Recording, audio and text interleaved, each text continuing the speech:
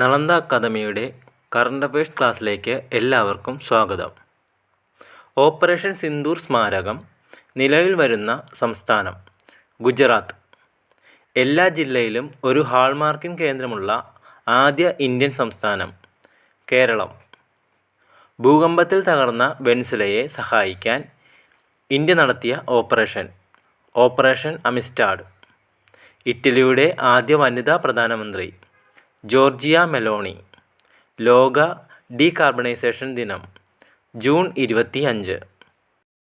ഉത്തർപ്രദേശിലെ ഗ്രാമങ്ങളിൽ കുറഞ്ഞ ചെലവിൽ ഹൈസ്പീഡ് ഫൈബർ ബ്രോഡ്ബാൻഡ് ഇൻ്റർനെറ്റ് സേവനങ്ങൾ എത്തിക്കുവാനുള്ള പദ്ധതി പ്രൊജക്റ്റ് ഗംഗ. സർക്കാർ സ്കൂളുകളിലും കോളേജുകളിലും കിൻഡർഗാർട്ടൻ മുതൽ പോസ്റ്റ് ഗ്രാജുവേഷൻ വരെയുള്ള വിദ്യാഭ്യാസം സൗജന്യമാക്കിയ സംസ്ഥാനം ഒഡീഷ. റോഡപകടങ്ങളിൽ പെടുന്നവരുടെ ജീവൻ രക്ഷിക്കുന്ന സന്മനസ്കരെ ആദരിക്കാൻ കേന്ദ്ര റോഡ് ഗതാഗത ഹൈവേ മന്ത്രാലയം ആരംഭിക്കുന്ന പദ്ധതി രാഹ്വീർ. ടൈം മാഗസിൻ്റെ 2026 കായിക രംഗത്തെ ഏറ്റവും സ്വാധീനമുള്ള 100 പേരുടെ പട്ടികയിൽ ഇടം പിടിച്ച ഇന്ത്യൻ ക്രിക്കറ്റ് താരം സ്മൃതി മന്ദാന.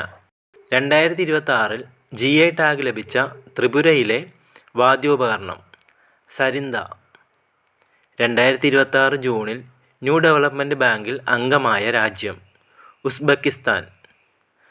കടലുമായി ബന്ധപ്പെട്ട തർക്കങ്ങൾ പരിഹരിക്കാനുള്ള international tribunal of the law of the sea ജഡ്ജായി 2026 ജൂണിൽ തിരഞ്ഞെടുക്കപ്പെട്ട വ്യക്തി ബിമൽ N. പട്ടേൽ. അന്താരാഷ്ട്ര വനിതാ ക്രിക്കറ്റിൽ 350 വിക്കറ്റ് നേടിയ രണ്ടാമത്തെ താരം ദീപ്തി ശർമ്മ. ജുലൻ ഗോസ്വാമിയാണ് ആദ്യം ഈ നേട്ടം സ്വന്തമാക്കിയത്. 15 വയസ്സിൽ താഴെയുള്ള കുട്ടികൾ സാമൂഹ്യ മാധ്യമങ്ങൾ ഉപയോഗിക്കുന്നത് വിലക്കിയ ആദ്യ ഗൾഫ് രാജ്യം UAE. നാഷണൽ സ്റ്റാറ്റിസ്റ്റിക്കൽ കമ്മീഷൻ ചെയർപേഴ്സണായി നിയമിതനായത് ഡോക്ടർ സൈബൽ ചതോപാധ്യായ. 2026 ഫിഫ ലോകകപ്പിൽ കോങ്കോയ്ക്കായി കളിക്കുന്ന ഇന്ത്യൻ വംശജൻ സാമുവൽ മുത്തുസ്വാമി. ലഡാക്കിലെ ഹിമപ്പുലികളെയും അവിടുത്തെ സവിശേഷമായ മലയോര പരിസ്ഥിതിയെയും സംരക്ഷിക്കാൻ രൂപവത്കരിച്ച സംഘടന Shan conservation society. World economic forum പ്രസിദ്ധീകരിച്ച 2026 എനർജി ട്രാൻസിഷൻ ഇൻഡെക്സിൽ ഇന്ത്യയുടെ സ്ഥാനം 70. 120 രാജ്യങ്ങൾ ഉൾപ്പെട്ട പട്ടികയിൽ സ്വീഡനാണ് ഒന്നാം സ്ഥാനത്ത്. 2026 ദോഹ ഡയമണ്ട് ലീഗ് ജാവലിൻ ത്രോയിൽ സ്വർണം നേടിയത് രുമേഷ് പതിരകെ.